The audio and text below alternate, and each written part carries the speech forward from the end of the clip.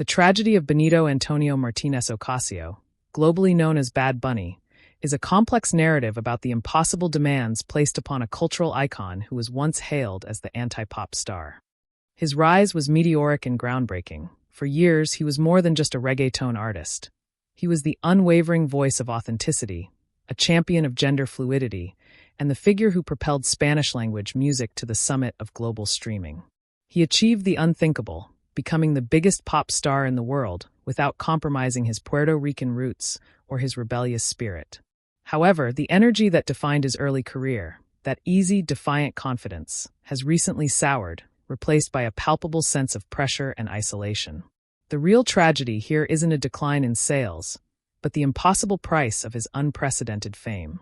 When an artist becomes the sole voice of a generation, they face a paradox. How do they remain authentic to their origins while simultaneously appealing to a mass global audience? This tension became evident as he hit a global ceiling, becoming the most streamed artist for 3 consecutive years, leaving him nowhere to go but inward or upward into the highly scrutinized world of Hollywood. This shift towards a more global persona, courting celebrity models and making mainstream American appearances, prompted the very fans who adored him to question if he was abandoning the very principles he once embodied.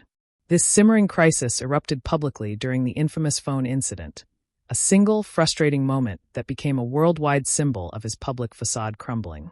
The viral video of him tossing a fan's phone wasn't just an act of frustration.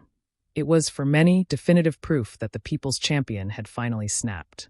His defensive reaction, claiming he would only treat those who respect me well, only deepened the sense of alienation, failing to soothe the criticism and instead highlighting the star's immense mental burden.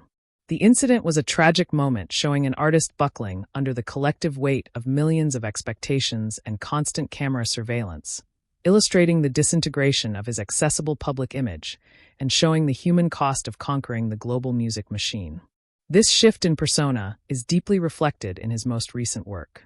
His music, once characterized by pure, unadulterated joy and designed as the soundtrack to every summer party, has taken a decidedly darker, more introspective turn. His latest album, Nadie, Sabe, Pasar Mañana, while musically brilliant, is saturated with a profound, almost paralyzing loneliness. Lyrically, he's retreated, rapping about being fiercely guarded, expressing weariness with the toxic industrial demands, and longing for the simpler days back in Puerto Rico.